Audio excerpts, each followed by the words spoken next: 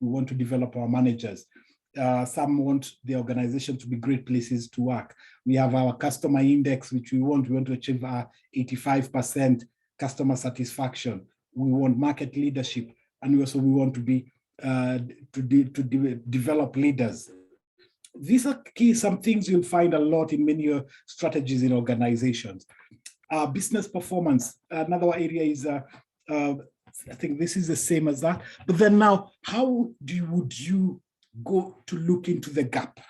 How would you find that, yes, these are our gaps in this area? So we have a very simple tool to use, and the interviewee will matter depending on, for the business performance needs, you have your managers who would help you provide that data. You also, your primary data would be the documents that are already existing in the organization, your strategic plan, your engagement surveys, your satisfaction surveys, your 360-degree surveys. These are what would be helping you to conduct your performance needs analysis. Again, also the other sources, your corporate scorecard, your departmental scorecards, and your operational KPI scorecards. These are where you would find these data sources to be able to do your performance needs analysis. A good example is here on our corporate strategy. So just this is from some work we did last year. Now you'll see, like in the internal business process, the goal, the organization has a goal, a business outcome goal of automation, and they're going to measure the percentage of automation. And they will see their base start. They know where they're starting, and they know where they need to be. So they're move from 20% automation level to 100% in 2 years. So this is the source of the business goal. When you look at the business process, each department has its own processes, entire organization. There's a saying that if you cannot define what you do as a process, that you don't know what you're doing. So there's need for it to be well and extensively understood, the processes in the organization and how they interplay, because there is a tendency to think of an organization performance system as a one item rather than a system, that what happens in one area is connected to the other, and there's a chain reaction interconnectivity kind of thing. So it's not a standalone, and that's why it's a performance system, that organizations are actually systems that each needs to work with the other. So what procurement is doing affects what finance is doing, affects what production is doing. It's not just what production is doing, is what they're doing. It has a ripple effect with the other departments. Remember, like when we said, when the role, the output of one department becomes the input of another department. There is that interconnectivity. So we also need to identify and map them so that we're able to know where the gaps around the processes. Then also we have a common, an interesting KPI that most organizations have around process failure. We're measuring process failure. We want to reward negatively for process failure, but what are we doing to actively identify which are the possible sources of process failure? And this analysis would be able to help us identify those areas, the risk areas for processes, where we can go wrong, and then the areas that are things are going right.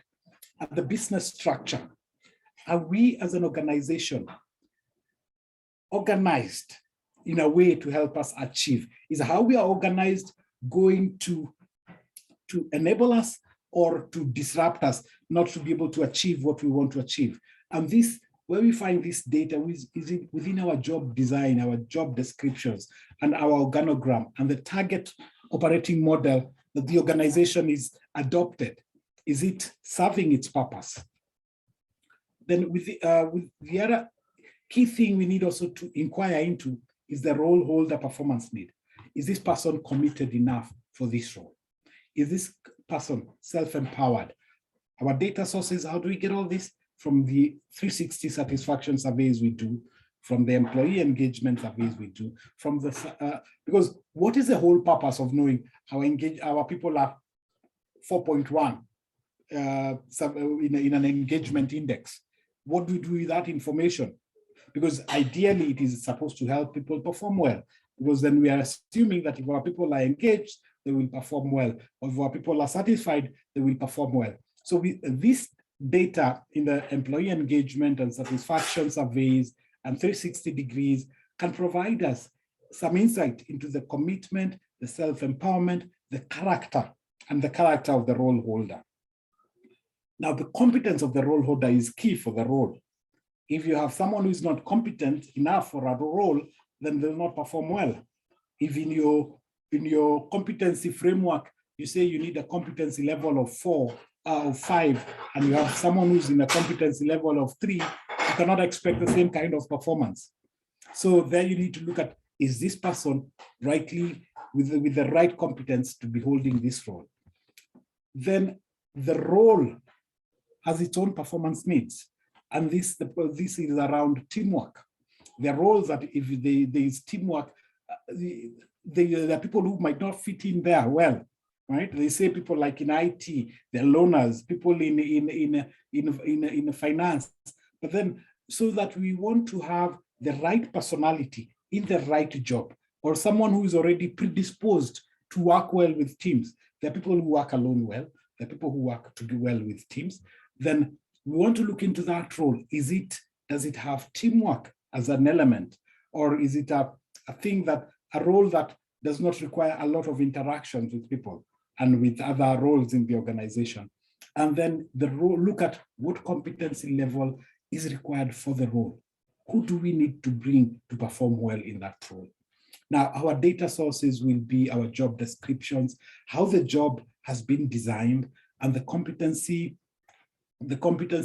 framework, for what the competency framework says about this role. What knowledge does it require? So now, these being inquiries, we would want to go into and identify what are the gaps in each. And in the last performance factor is the environment. This is the organization internal environment. And all these 4 combined form the performance system of the organization. And now when you're looking at the environmental or organization internal environment performance needs, we look at, do our people have the right tools and resources? Is the work environment suitable for them? What is the current? What is the desired? We're saying if someone should be, the organizations should be having machines that are updated, 2021, and our organization is having machines or laptops manufactured in 2015, definitely the speed requirement cannot be able to be provided by the old machines. What is the work environment? Interestingly, today, and in this new space that we're in, people want to be able to either work remotely or a hybrid kind of, depending again on what they do. Then we need to look at the culture. Does this culture that we have support the performance levels that we require? Is it aiding us to perform, or it is slowing us? Things like bureaucracy, and this is, never expect high performance in a toxic culture organization. Then we want to look at also leadership and management. Are these leaders that we have enabling performance? Yes, we have leaders, we have managers who, the modern day leader and manager is supposed to be a coach. As our leaders and managers supporting performance, then the other key thing we want to look at is, how are we evaluating performance? You'll agree, if you find someone who performs very well and they're being assessed at the same level of a low performer, the high performers will be dissatisfied. So we want to look at, are we evaluating performance as we should? Very interestingly, recently I found someone was looking for a performance appraisal template so that they can use it in a current appraisal. And I was like, you can't appraise people with something you've not discussed and agreed with them, right? So you also need to look at that, can also contribute to better performance or low performance. Currently, what we have and what organizations do, we start the year, we run 6 months, we measure performance, we go another 6 months and we measure performance, and we repeat that cycle. Question becomes, what are we doing after measuring the appraisals in the first 6 months? what is it we're doing so that we can expect different results in the next performance measurement cycle. And the other key thing we need to inquire about is feedback. Are we giving our feedback to our employees as we should be? What is the current state? What is the desired state? And then also the consequences. Consequences here being the elements of reward. Are we rewarding for performance, or are we doing performance management and performance appraisal because we found them being done? What is the whole purpose of us doing our performance appraisal, or looking at how each employee is contributing to the success of the organization? Now, here again, we looked at what skills do we need to manage both performance and performance improvement. What are the skills that we require to design interventions that improve performance? Here we are looking at what skills do we need to impart to people who are charged with improving performance in the organization, both the measurement and the improvement. And the key, some of these skills that one needs are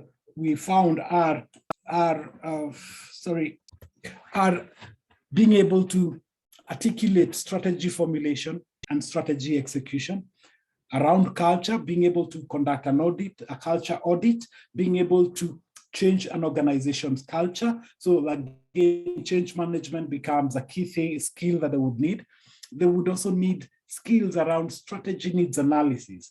Yes, we are saying this is what we want for our strategy, but what are we doing to be able, have we identified the gap that this is where we are as an organization? This is where the strategy requires us to be as an organization. How do we close that gaps? They also need knowledge around standard operating procedures. They need to be able to conduct performance needs analysis. They also need to be able to identify outcome measurements and also be able to map processes and know how they're interlinked within the entire organization. So for you to be able to create that kind of learning, you would need to be, for the learning program, to be task-centered. And then you'd need to be able to have some activation, some demonstration for the learner, have them then apply, and then lastly, take it to their workplace. Now, just to run a small example, what task would we be looking at here? The task we would want to look at as for the learners that we want them to be able to do is to be able to lead the organizations in strategy formulation and execution, conduct strategy needs analysis, and then identify the organization performance needs, then align processes that the required strategy success requires, and then create required performance-based intervention, whether learning or not learning. So we always say sometimes that learning is not always the solution, right? Or training is not always the solution. The premise here is we want to look at all the performance factors so that we don't assume that the role holder is the problem and we just ship them off for training. We want to look into the entire performance system so that we can be able to identify where the problems are. Now, for the activation, you can have the learners share on strategy needs analysis previously done, their pretest on run a pretest on their knowledge on human performance factors, then a pretest on strategy formulation. Do they know how strategy, do they know how strategy is formulated? Then we also want to see their knowledge around strategy translation and cascading. Then we'd want to do a knowledge check on designing, their knowledge around designing performance-based learning. For the demonstration, we need to demonstrate how we conduct a strategy needs analysis, and then demonstrate how you conduct a performance needs analysis. Then demonstrate to the learners the process management process.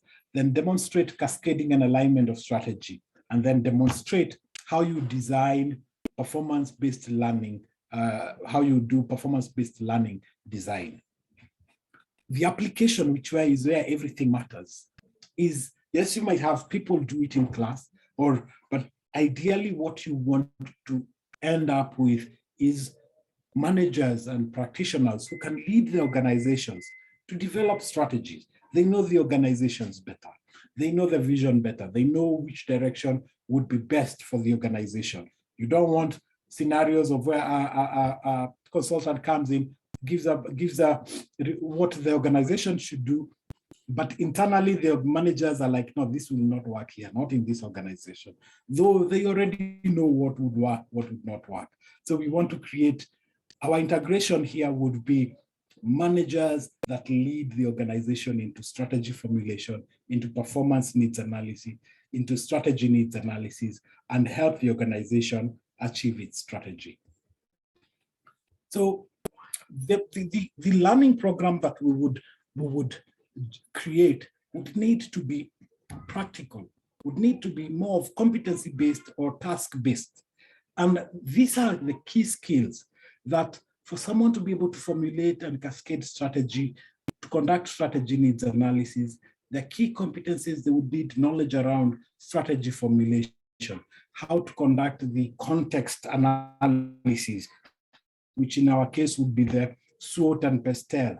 They would need to know how to do a strategy needs analysis. What is the strategy? Go for a retreat, they throw in numbers, but then they're not looking at what are the performance drivers for this numbers.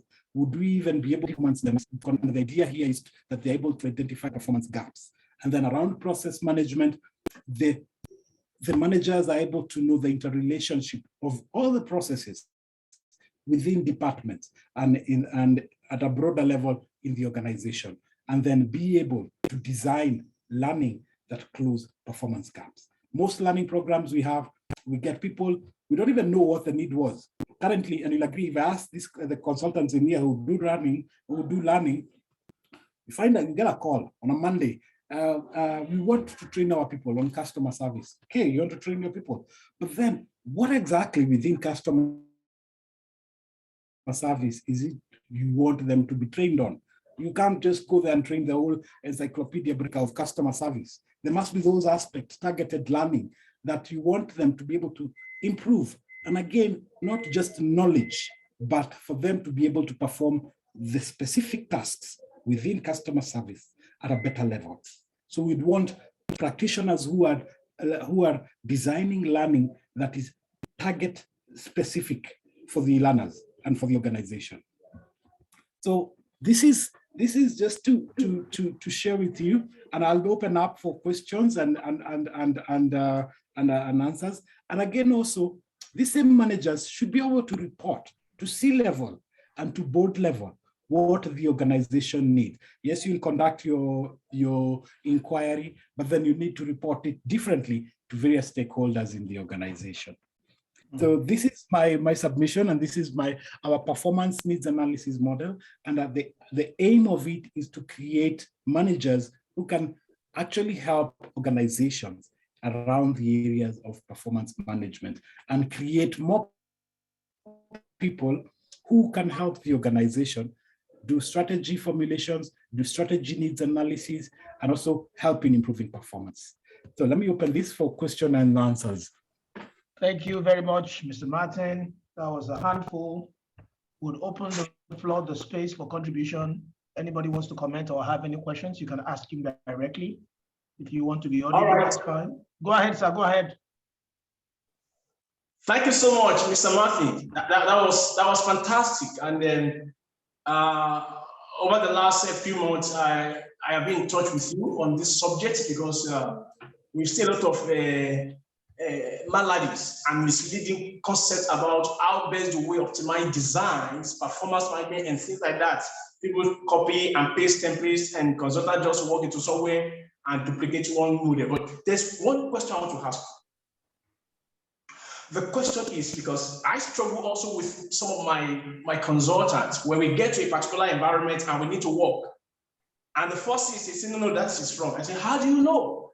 We have not even studied this environment. We have not even understood their models. So it is to customize our template to their model, not to bring one template from somewhere and duplicate and come there.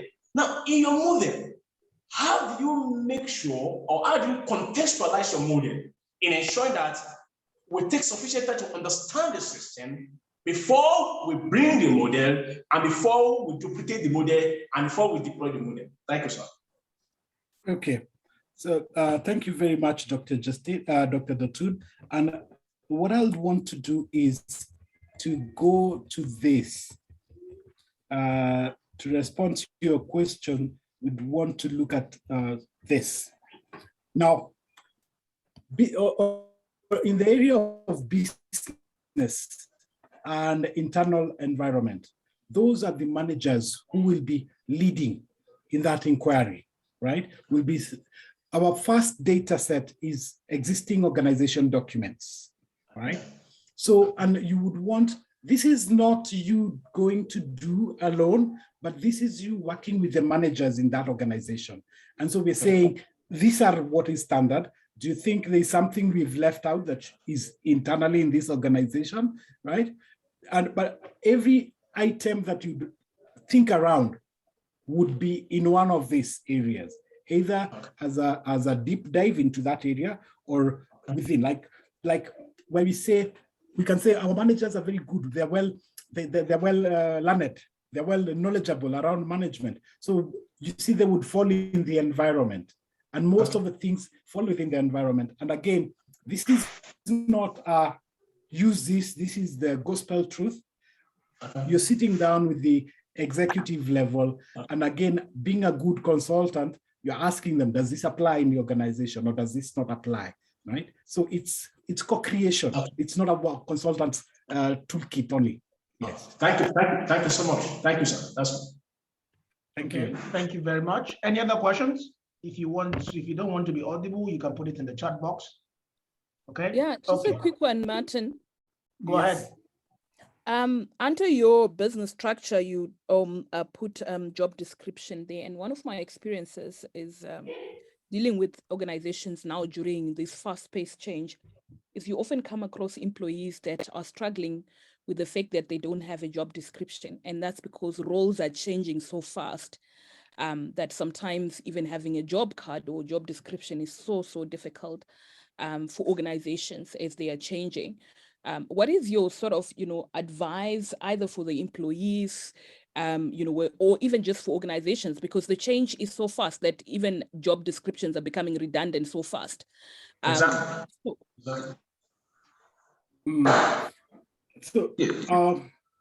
Just Mavis, Dr. Mavis, thank you very much. I would just want to go to that slide. Okay,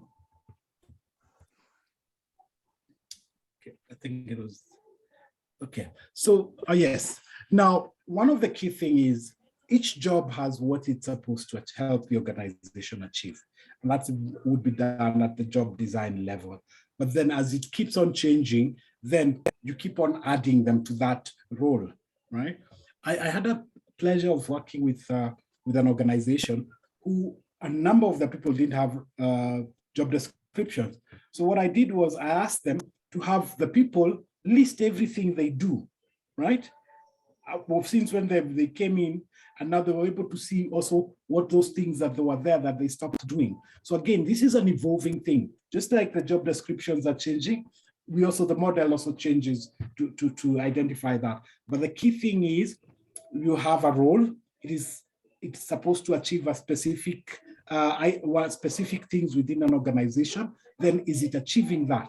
Whether the tasks are dead as we move on, then that becomes something that is unique to the organization. Thank you. Thank you. Thank you. And I think what you say there is very interesting, because job descriptions used to be something that you're given by the organization, but we're seeing a shift in that actually employees can participate now to say, this is what I'm actually currently doing, rather than just waiting to be told what they need to be doing. Yes. Thank you. Thank you. Can I ask a question, please, Mr. Martin? Quick one. Yes, please. All these, I was actually a trainer before I went into academic schooling. And yes, there was one area that was always an issue.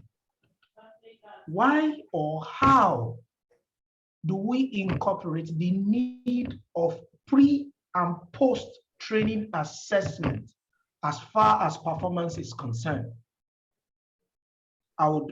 Should I paraphrase? It's a very common debate. Yes. Some people will tell you we do assessment or post after the training. Some people will tell you before. Okay, what is your say on the post the pre and post training assessment, and how can we use that to ensure the performance is doing very well? Okay, so assessment is actually input there to enable the trainer to know how much of what they have trained the learners have retained. But you'll realize with this model, it is not how much you've retained, but it's how much you're able to do, right? So like I just finished a course on 5-star instruction design since November 2021.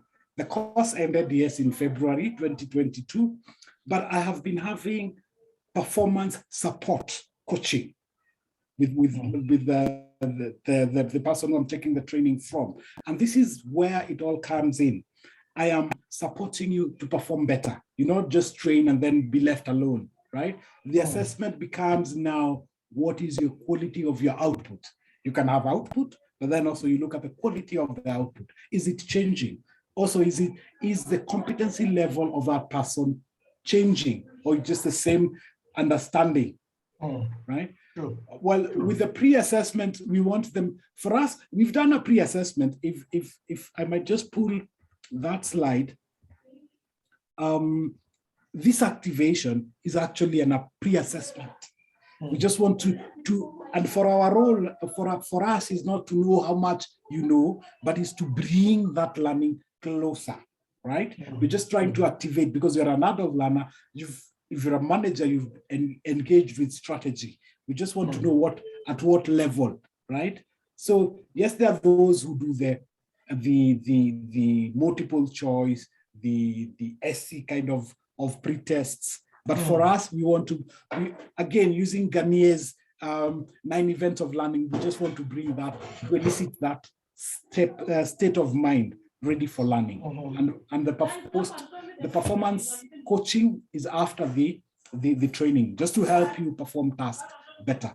You'll notice this program is purely task-based. You either can do it or you cannot do it. Knowing and being able to do 2 separate things. Yeah. Thank you very much, Mr. Martin. There's a statement in the chat box. I don't know if it's a question. Somebody, Mavis is saying coaching versus training. You want to share more light on that? There's something in the coaching versus training. I don't know. So your question was on training post-training assessment, right? Yeah, pre and post. But Martin answered with coaching, like he's saying he's being coached. Okay. And I'm thinking, okay. Coaching versus training. Okay, let me just share. So the program was a 10-week, 1 hour over 10 weeks, and program got finished. But we had to do a capstone. So post the training would meet. This is what I have done with my. This is what I have done. Then look at what can be done better. Complete that part of the task, and the task was building a course. Right? So this is what I'm calling post-training performance coaching. It's coaching to improve the performance of the learning on how to create learning. Oh, okay. Right? Now, yes. Thank you. All clear. Okay. Any other questions? He has given us a lot. I enjoyed it so much because this was where I started. I thought I was going to end my life. My career was going to go this way until academics came and took me somewhere else. Okay. Thank you very much, Mr. Martin. Thank you. Thank you. All right. Okay. We move on to the next item on the activity list, which is the ISODC workshop. Do we have a representative from ISODC in the house? Oh yeah, Stephanie, she's here. Okay. Mr. Martin, can you stop sharing your screen? So at least maybe somebody else might want to share. Okay. Mr. Martin? Is it possible to override it? Like if Stephanie shares it, to just override, is it possible to stop sharing? He has to stop sharing, I guess. Let me see. I don't think it's possible to, not from my side anyway. Mr. Martin, are you hearing me? So that at least, oh, the name actually changed. Carrie, I'm sorry, the name, there was another name and now I'm seeing another. But it's okay. I can see you, so I know it's you. Okay. Mr. Martin, can you hear me? He has to stop sharing the screen so that somebody else might be able to take over the space. I don't know how. I don't think we can actually. Can I stop it from my end? I don't think so. Don't worry. Let me see. I'm trying to raise them. Then Yeah. Oh, Ma'am Stephanie, it's confusing again now. Okay, now I see. It's okay. It's okay. Okay. He has to stop sharing the screen so that somebody else can actually take over. I think whoever the host is can eliminate screen sharing I am and then trying. turn I'm it a back host. on again. Eliminate screen sharing. Okay, let me see. Oh, okay, one. I just switched it. Okay. What I'm going to do is I'm going to try. No. This will, no, not possible. This will stop. Okay, I think it's possible. Let me see. Let me try and share something. You can see my screen is a white screen, right? Yes. Okay, so I'm going to stop sharing this one now. Nice. Thank you, ma'am. That was helpful. Thank you. Okay. Welcome to the session.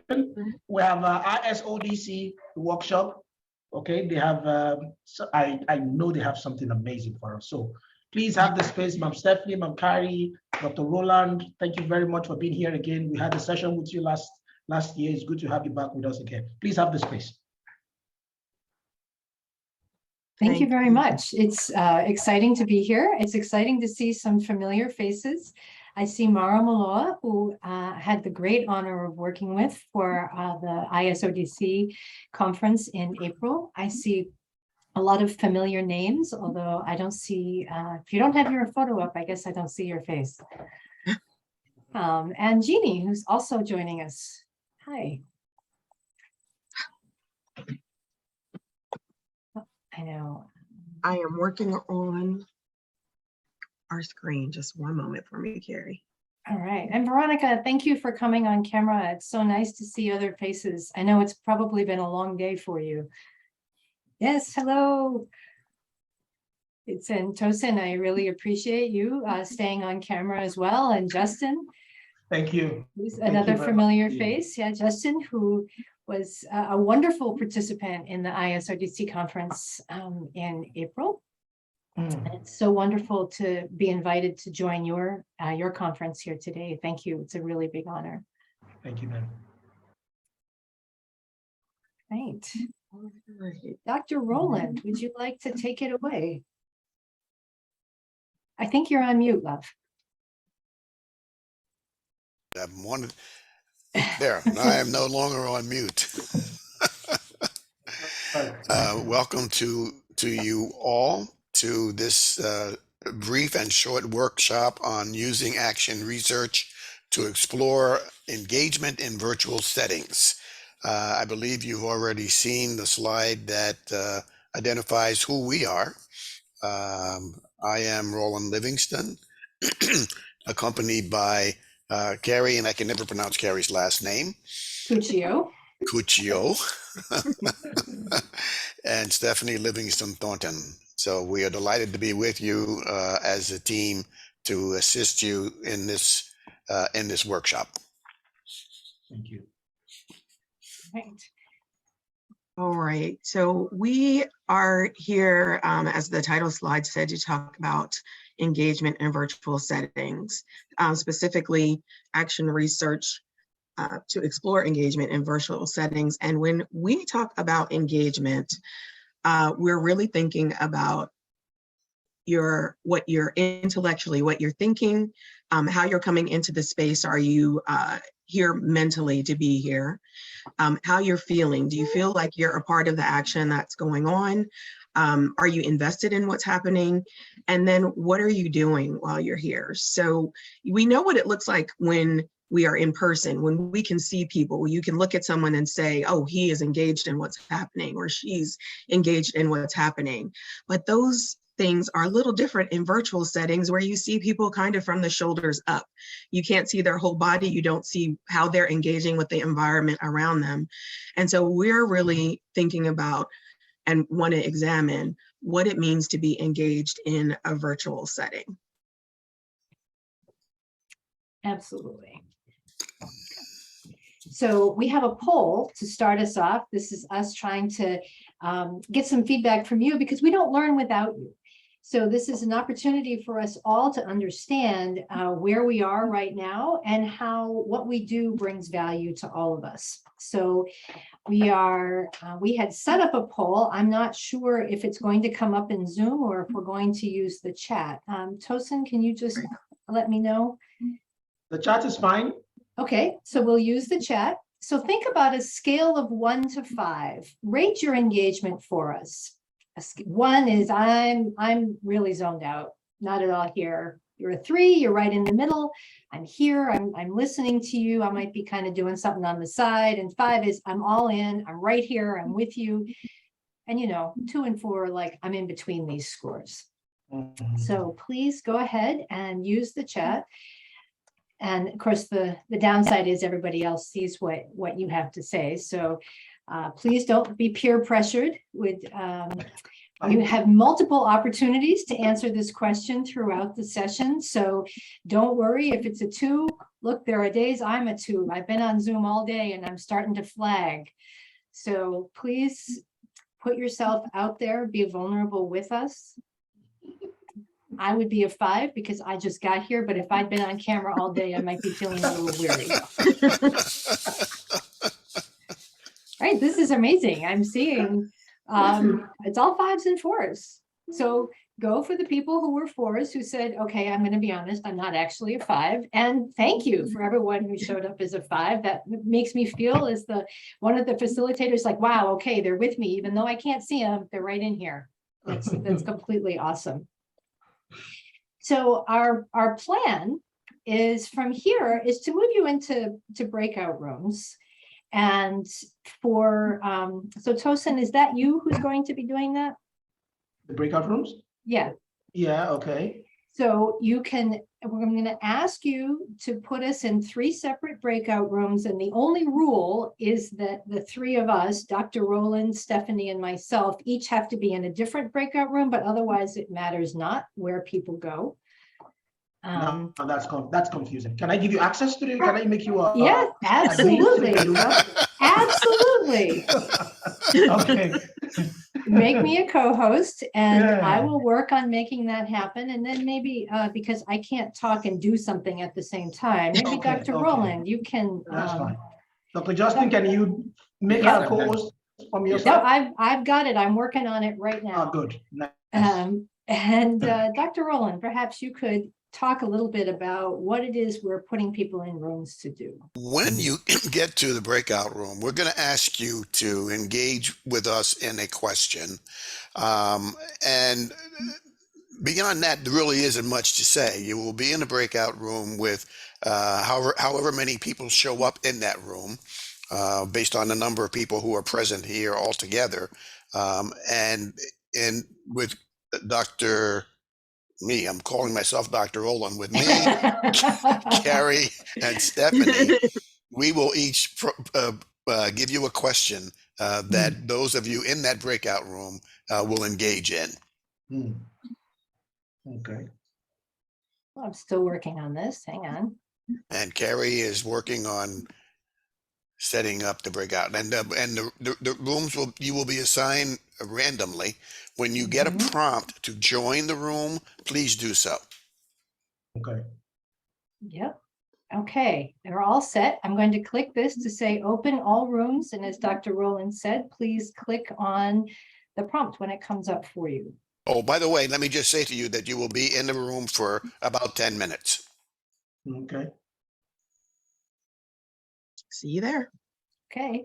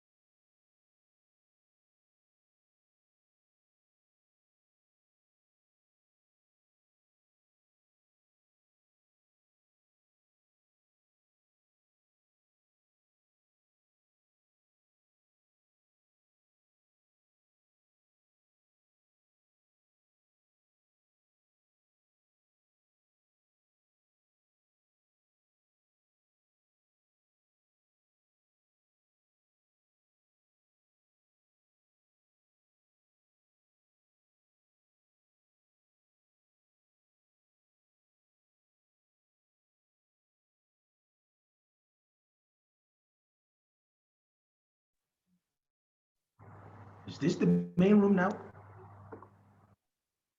Yeah, this is the main room now. Oh, okay. So you enter in on mute. Hmm. Just waiting for the others to join. It's okay. I suspect things are very lively. Yeah.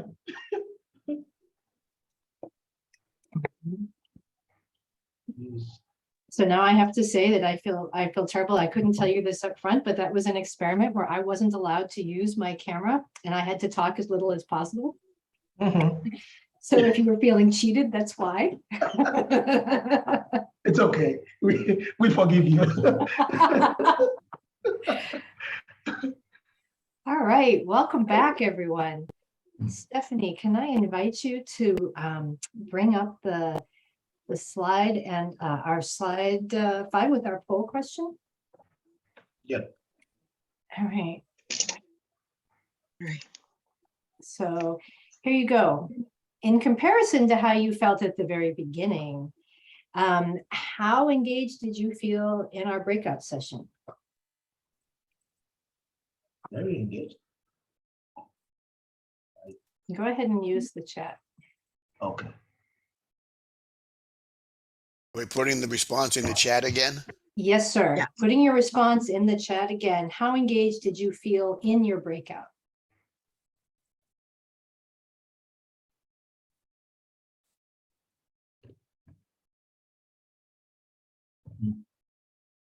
Mm.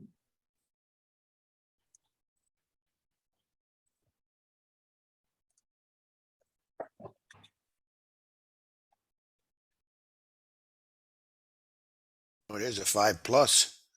Yeah. More than one, maybe.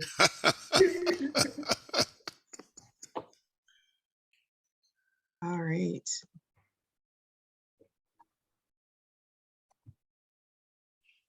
So go ahead, Stephanie, were you about to say something? Yeah, I was just going to read what's up there. So for those of you for whom your score changed, what contributed to the difference in your score? If there was a difference in your score, you can come off mute and share that. Or you can write it in the chat, whatever you'd like to do. Look, Carrie, you can see the chat, I cannot. Oh, okay. My score did not change, but I feel it was a small group, it was intimate, and you had to be engaged. Mhm. And here is where I confess that we set this up as an experiment. The participants didn't know this, but the reason that we put each of the facilitators in a separate breakout room is that we decided in advance we were going to play with the way we encouraged engagement. So those of you who were in group number 3 with me know that I took myself off camera. I didn't speak very much. We did all of our interaction in the chat. And I'll be honest, I thought we were going to come back in the room here and see that people who participated in group number 3 had a terrible engagement experience because I was hardly speaking to you. I took myself off camera. I made you type everything. And yet I got a 5+. So I'm really curious to dig into that.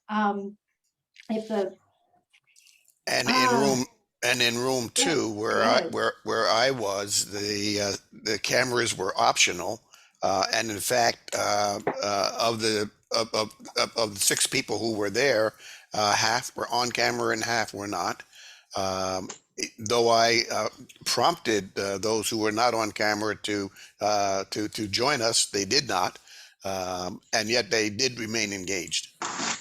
Mm. And in room 1, I asked everyone to be on camera. And we had great dialogue and everyone was very engaged from beginning to end. In fact, we didn't use the chat at all. We were talking so much. So it seems that there's a little bit of a different modality happening in each room. And I am actually surprised at the reported levels of engagement. But there goes action research for you. I would love for the person who gave it a 5+ to describe that a little bit more. You went from a 5 before to a 5+. What made the difference? Rahim. Thank you very much. Thank you very much. Yes, one of the reasons I gave was provocative questions. And then if you check through well, from the first question, we kept on leading to another question continuously like that. And everybody was just busy typing.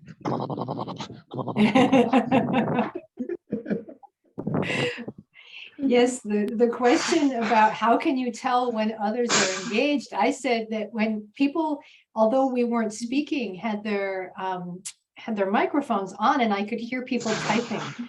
And I said that assuming that you are contributing here and not typing an email, I feel like I hear engagement. And in fact, after I said that, responses started to pop up in the chat. Okay. Did anyone else have a score that changed between the first poll question when we were in the large group and then the question about your experience in the small group? Mine changed from a 4 to 5 because, as Dr. Justine said, the breakout room was smaller. It was more intimate. We were able to engage. We were able to see each other. It felt more. I felt more like I can converse in that group compared to the previous time. Yeah.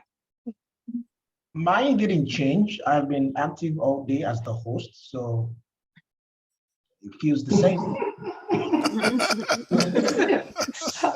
Although I have to ask Tosin, because I was dying being the facilitator and taking myself off camera and trying not to talk to people, because that's sort of counter to what I try to do when I'm running a workshop. And when I told you all what we were doing, I saw Tosin laugh so hard.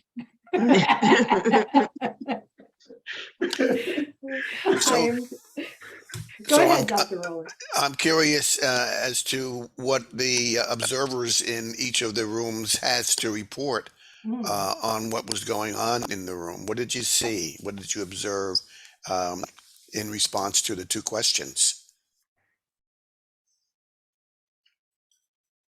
I think we had someone from room 2 who had agreed to report. Yes, we had one in room 1 as well.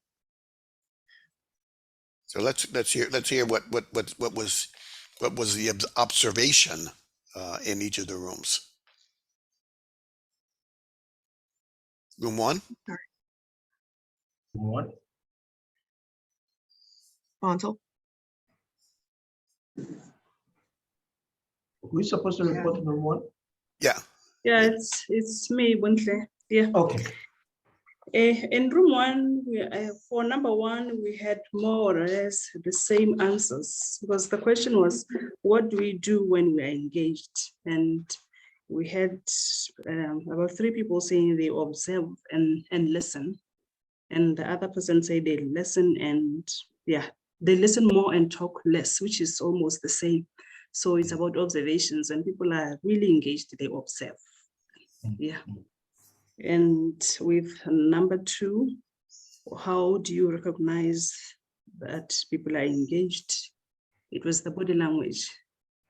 Body language, yeah. Smiling, nodding, and it's more of the body language than, there's one person who said they repeat what the person is saying, and they also jot down and nod at the same time. So most people were saying they are nodding, they're smiling. So it's more of the body language that people are observing when they're fully engaged. Okay. Yes. Thank you. Thank you. Room 2, who was going to report from room 2? Yes, I will report from room 2. That was me, Dr. Rowland, Dr. Mavis, Dr. Jean, and Cabello in that room. The first point that came out was on focus, that you focus more when you are engaged, and to demonstrate that it comes with jotting down notes. Again, the body language that came from room 1 supports that focus. And Mavis brought the issue of flowing and presence, being present to the conversation, not looking at time, but just being there. And I think it's connected to that deep listening. And again, the body language supports that. And Dr. Niranjan indicated that you have to show solidarity and you observe. And through observations, that's when you start jotting down notes, making comments. So the body language again came out strongly, and we had a bit of a conversation on the presence, being present to the session, and recognizing engagement in others. Again, the issue of asking questions and paying attention to the responses that come through, observing the body language. If we are on a screen like this, those are some of the points that came out. I don't know if I missed anything. Okay. Thank you. And action research is interesting because whatever happens is the only thing that can happen. And then you learn from that. And one of the things that happened in room 2 was a question was put by Mavis to say, what is the context? Engaged in what? Engaged where? Engaged how? And as we had put this little experiment together, we made an assumption, or at least I did, that we were simply talking about the engagement in this particular context. Mavis's point about engagement at work is where the word flow came up. And I think flow is a very important word. We can be in the flow at work and be fully engaged and not pay attention to time. And the same thing, I believe, can happen in a virtual setting when we are truly engaged. We get into the flow of whatever is going on without any observation to the time, and things just keep going. So I just wanted to highlight that. Room 3, anything? In room 3, I think I observed something. We were communicating, and especially in the world that we live in right now. This is coupled with the experience that I've had over the last couple of years because of the lockdown. Engagement, I think, has to do, or one important thing about engagement has to do with communication and listening.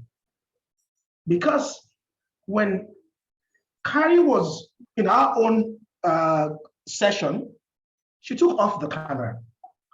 Okay, the only way I could be sure, I wasn't seeing her anyway, the only way I could be sure she was engaging was if she communicates with me, which means at one point I have to communicate, then she listens. She has to communicate, I have to listen.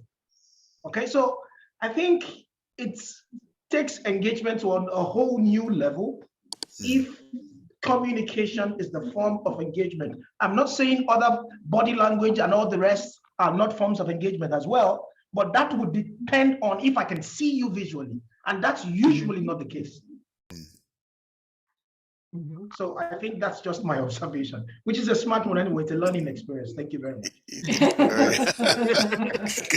Good point. Thank you. I have a curiosity too. As I was listening to the other groups talk, I realized that they were able to drill down a little farther into the question of engagement. And I wonder if it's because when you can speak with each other, as I'm speaking now, things go a little more quickly. When you have to type a response, read it, think about your response, type your response, there's a different pace to things. And I'm curious if others who were in room 3 with me noticed that or had any thoughts about that. True.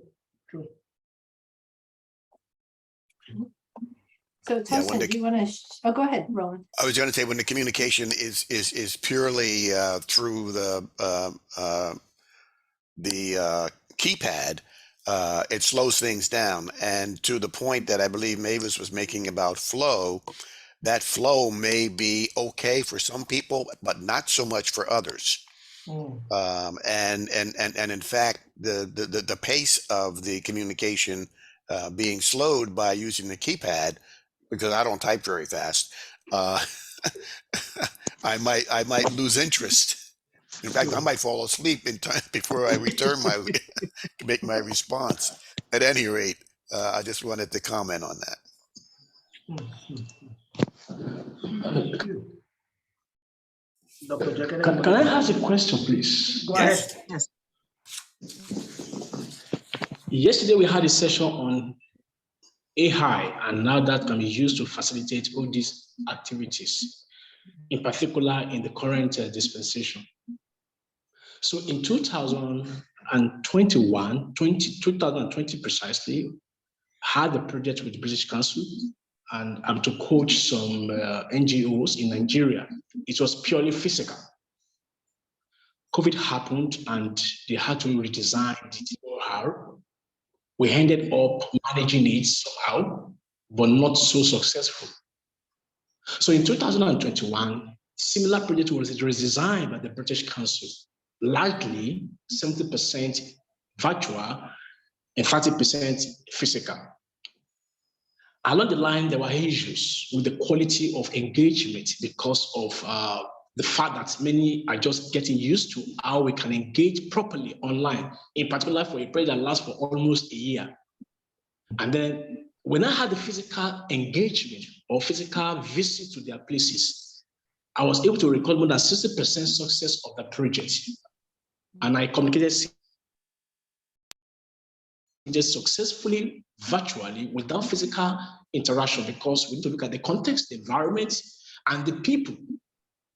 Of recent, there's a similar project also to be run, and I was asked to run it purely virtual by a Switzerland-based organization. And I told them, I said, judging from my past experience with Chevron and British Council, we could not record successfully because we had issue with having it done virtually. I recommended that it is better for them to have even just 10 or 15% physical engagement. But at the moment, it's still not considered, and they're still looking at the cost implications of running physical engagement. Now, my question is, how best can we run an entire OD exercise virtually without having physical engagement? And what are the consequences if we choose not to run physically, particularly as we look at the global practice and other emerging trends vis-a-vis technology? Thank you.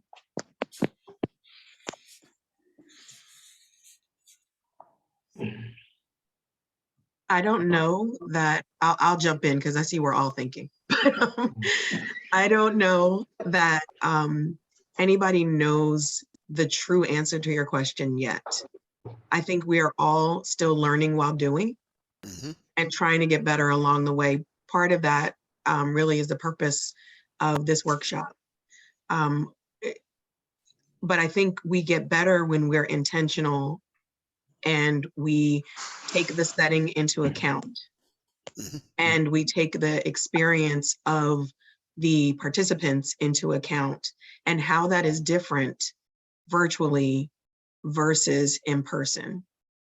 So if that knowing is in the design, I think it's better than trying to conduct it as though we were in person, because you're limited. And I don't know, every group of people is different also. And so what works well for one group may not work well for another, or as well, may not work as well. So I think you also have to offer yourself some grace in realizing that best laid plans may go awry when it comes to execution, because what you can account for is the difference in the people that are going to participate. Thank you. I don't know that that's helpful. Thank you so much. That's great. Thank you. Can I top that up? Okay. Yeah. Okay. I'm a kind of a lecturer who moves around in class. I'm very engaging, very, very engaging. My rule is this: if you miss my class, I want you to be angry. So I'm very engaging. Yes, I want you like, oh, I missed this class. I want you to be pissed that you missed my class. Okay? Now, the biggest punishment I got was COVID. Now, I don't think before COVID, I don't think I've ever sat down for a lecture.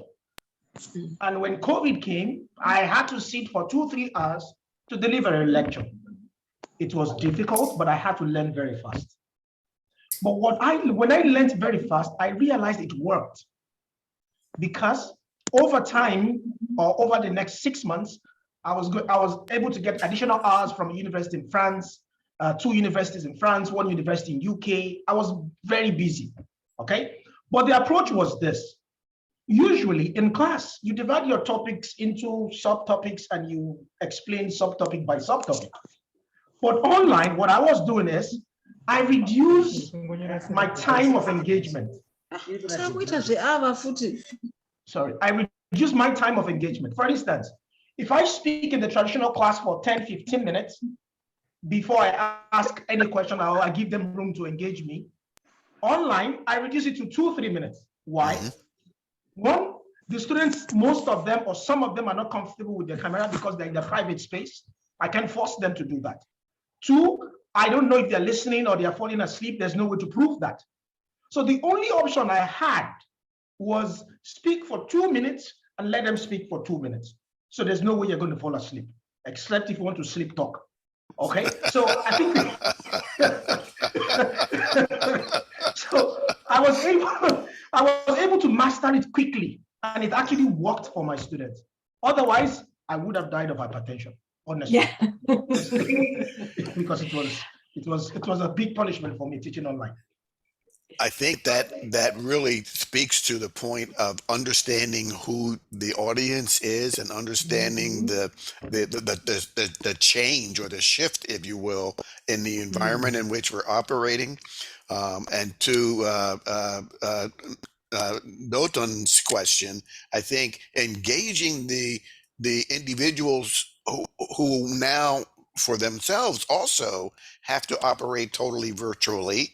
Ask them what will work well for them. As the practitioner, we don't have we should not take onto ourselves the total responsibility to create, if you will, an engaging environment. I believe that's something that needs to be co-created. And that may help. But to Stephanie's point, we're kind of making this up as we go along. Because it's a new experience for us all. So let's play with it and see what works well. But let's engage those who are looking to us for direction and guidance. As together we try to create what that new reality will be. Yeah. And I would love to add to that if I can, Dr. Roland. The thing that is funny to me in an ironic way is that when I was working on my master's degree, I did a paper on virtual teaming and OD approaches in virtual settings. Now, this was in 2017, right? So it was before the pandemic. And first, a lot of people said to me, oh, why do you want to write about that? Who cares? And then like 3 years later, here we are. But the thing that I learned from going through all of the research, and there was a fair amount, it's exactly what Tosin just reflected, breaking things down into smaller chunks, bringing the audience size down to a smaller group. And what Roland said, engaging your participants in helping to frame the experience, because you can't know what is going on for them or their circumstances without asking the question. And it's a little different when someone just shows up in a room with you, right? But the thing that I loved the most that I wanted to share is that the research, and this was research done between 2000 and 2016, the facilitator or the leader's openness to new experience was the only trait that was definitively shown to matter in terms of being effective in a virtual environment. So I think if we, for ourselves as leaders, we have to ask ourselves, are we open to experience? Are we open to the unexpected? Are we open to doing things in a different way? Because that is the one thing that will make a difference in terms of successfully translating something online. Can I ask you a question from that? Why is it very difficult for some individuals? Because what you just said is we should be open to new experiences. I have a colleague, he's Irish, Dr. Martin. He was angry. I was even trying to give him some tips. He said, no, I'm not going to do this. I don't want to teach. When you go back to school, you call me, I'll come back. And he actually did not. Okay. Now, the question I was asking myself is, okay, I know it's difficult, but why don't you want to learn this? So at least we can just move ahead. But he is who he is. And he said, no, I'm not doing this at all. Why is it difficult for him of some people to adjust based on the changes in the environment?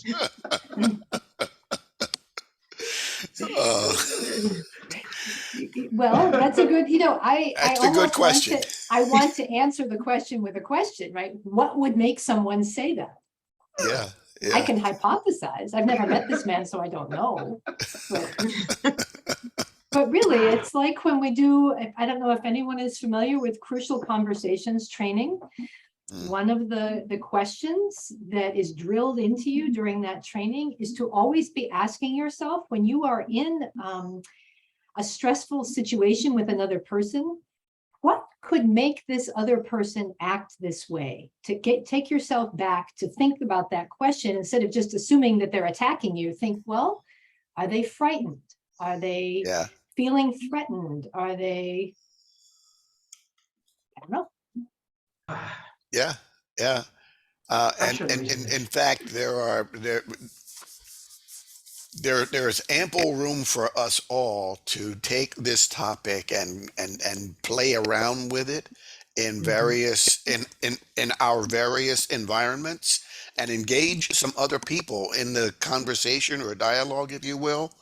And let's see if we can begin to write a little bit about what we hear and what we experience.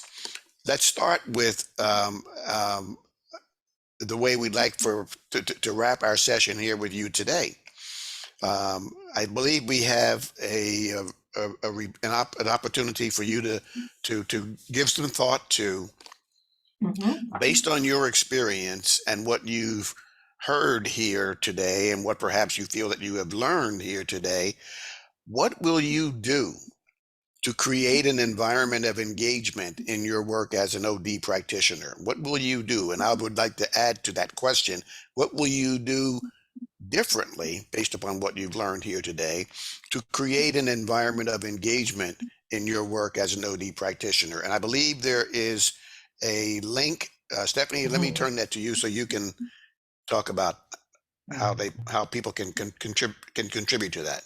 Yes, there is a link which was just dropped into the chat. And if you are able to click on that link, you may go into the document and answer the question there. Just find an open box and answer the question that is on that page. And this is in whatever way makes sense for you. Again, based on your experience and what you've learned, what will you do differently to create an environment, an engaging environment. And not only will you have the opportunity to answer this here, but we are going to provide you with this link so that you can have it afterwards, after the conference, to see what others have said and to use it potentially moving forward in your own work. And I see people putting questions in, putting not questions, but putting things in. So that's great. Go ahead and populate this document, and it will be a resource to you for the future. Brilliant. Okay. To be clear, I just pick a box and insert whatever I have to say in one of the boxes. Yes, that is correct. That's fine. All clear from my end. Okay. This is, thank you very much to the ISODC team. This is amazing. This is exactly what we've been discussing about change and transformation. Everybody getting involved in change and transformation and learning in the process. I wish we could have a conference every week. No? Okay, it's been a blessing. It's been so much for Thank you very much to the ISODC team. I truly look forward to further engagement on this. Dr. Livingstone, it's nice to see you again. I remember Nice to see you as always. Thank you, Ma'am Steph. Thank you very much, Ma'am Carrie. Thank you very much for such a productive session. Okay. Any other questions? Anybody has any question you want to ask them? Ask them now. You only see them once in 12 months. Keep putting your responses in the boxes. Okay. Yes, Yeah, please. yeah. Our plan is to share this with Justin so that he can take the document and share it out with everyone who participated in the conference. I know that not everyone was able to be in this session with us now, but it would be great if you could take something that came up in your discussion and add it to this for sharing with others. Brilliant. Thank you very much. Thank And you. I would say that I would say that we certainly invite participation from folks who may have set in on other sessions, but who now see this document and they say, "I haven't thought about that." So feel free to contribute. Sure. Thank you. And please communicate the conference information to us. Okay. You having a conference coming up, right? Yes. Please let us have the information. Okay. If anybody can be in the States during that period, that would be nice. If not, virtually, definitely will participate. Thank you very much. Okay. All right. That's the end of the ISODC session. Dr. Dotun, are you there? Can you hear me? Please take the closing keynote. You can hear me? Dr. Dotun is the OLDN Vice President, is currently speaking from Nigeria. Can you hear me, sir? Dr. Dotun, can you hear me? Yes, sir, I can hear you. Thank you so much. Thank you very much. Could you please give us the closing remark? All right, thank you so much. I want to say a very big thank you, Dr. Tosin, for a well done job. But let me start by first recognizing the president of OLDN International, Dr. Justin, who equally double as the founder of OLDN Code. You are highly recognized for this OLDN 2022 International Conference, Cultivating and Amplifying Human Capabilities towards Sustainable, Positive Change and Development. In the last 3 years, OLDN has consistently championed this global conference. Our aim is to see how we can successfully ignite conversations. More importantly, stemming from Africa, we want to see how Africa can join the rest of the world like ISODC, OLDN, and other networks in raising the practice and the profession of OD. More importantly, through the instrument of OD, either as OD as a use of self, or OD as dialogic, or OD in appreciative inquiries, and various models of OD, so that in the end, OD can support individuals, OD can help families, OD can help corporations, OD can help society, and OD can help the globe. On this note, I want to recognize our partners, which includes ISODC under the Emeritus President, Dr. Roland. Well, thank you, sir, for the consistent support of ISODC since OLDN started in 2020 in particular. We also want to recognize our partners, which includes IR Thinkers Global, Mr. Emmanuel Jan from Botswana. We want to recognize the participants and the training students of COLDC. We want to thank the director and the founder of EODC, that is Mr. Patrick Trothia from Canada. We recognize the presence of University of UNICAF in Zambia under the leadership of Dr. Christine. We recognize the ODN, ably represented by Dr. Christine and Guinea. We thank you for such a wonderful session you shared yesterday. We thank other members, including High Performance Africa under Mr. Mercedes Mathis, we thank you too. We thank Next in Zim. We thank Government Stroud from Jamaica. We also appreciate the presence of all the Unchanged Leadership Group by veteran Alan Landers, who equally was a guest speaker and a keynote speaker yesterday. We also recognize HR endeavors for their consistent support. We recognize Change and Management Institute in Zimbabwe. We will not fail to recognize our amiable speakers, facilitators, and people who find it desirable to support the 2022 OLDN International Conference. We appreciate Dr. Goba, who opened the conference with a key areas that has to do with human resources, unpacking the black box of human capital. We thank highly recognized veteran Alan Sanders, who also led us through AI and OD, in particular, how we can drive OD practices through artificial intelligence. We recognize Dr. Mavis, who also took us through psychological safety, in particular, as we look at the disruptive world we live today. Dr. Vindet also supported us by ensuring that the importance of governance, both in quoted businesses and emerging businesses, can also leverage on this reality. We appreciate once again important roles played by all our faculties in driving value. We also appreciate Shakiba from Afghanistan, who equally share with us insights about the reality and the ongoing activities in Afghanistan, and more importantly, how we can come in, how we can support, how we can partner, how we can facilitate engagement and the initiatives that can help, in particular, women in Afghanistan. Today's session also took us to multi-dimensional approach, which also attained and aimed towards helping us as individuals, helping us as professionals, stakeholders in organizational development. And in particular, as we look at the subject of change, which was predominantly talked about in various sessions we had today. We appreciate the presence of Dr. Lani, who is so much on change management through individuals as ambassador for change in their organization.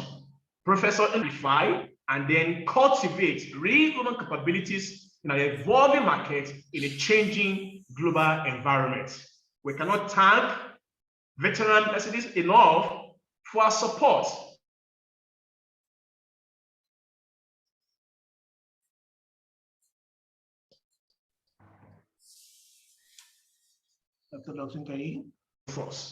In particular, we also will not fail to recognize the presence of Mr.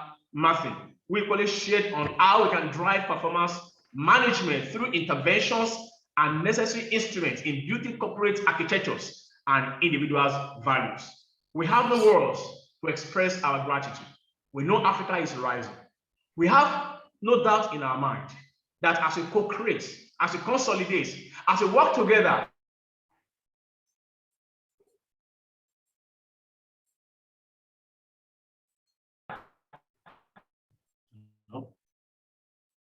Africa will rise, the globe will rise, and until next year, 2023, when we shall be igniting another insightful conversation. All we have learned, we can assure you that we'll go put it into practices in our various homes, families, businesses, societies, country, and the globe. Thank you so much for coming. And to all our participants, we love you so much. And we look forward to seeing you more on our programs and our projects. Thank you very much. Thank you very much, Dr. Blotto. Thank you very much, everyone. Have, depending on where you are in the world, have a good, enjoy the rest of your day, enjoy the weekend, and I'll see you in another conference, another gathering. Thank you very, very, very much. Goodbye, everyone. And we'll keep in touch on LinkedIn. I'll connect with everyone on LinkedIn. Thank you. Bye, everyone. Bye-bye. Bye. Thank Bye-bye. you. Bye.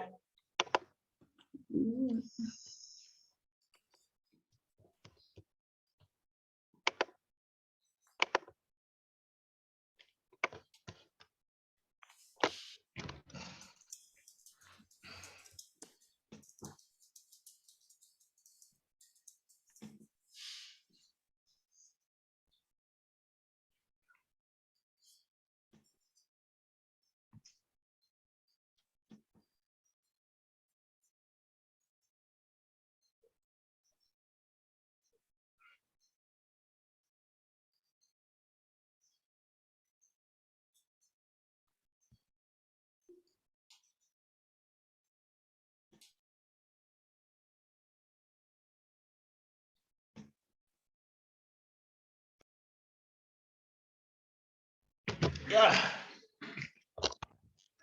Thank you.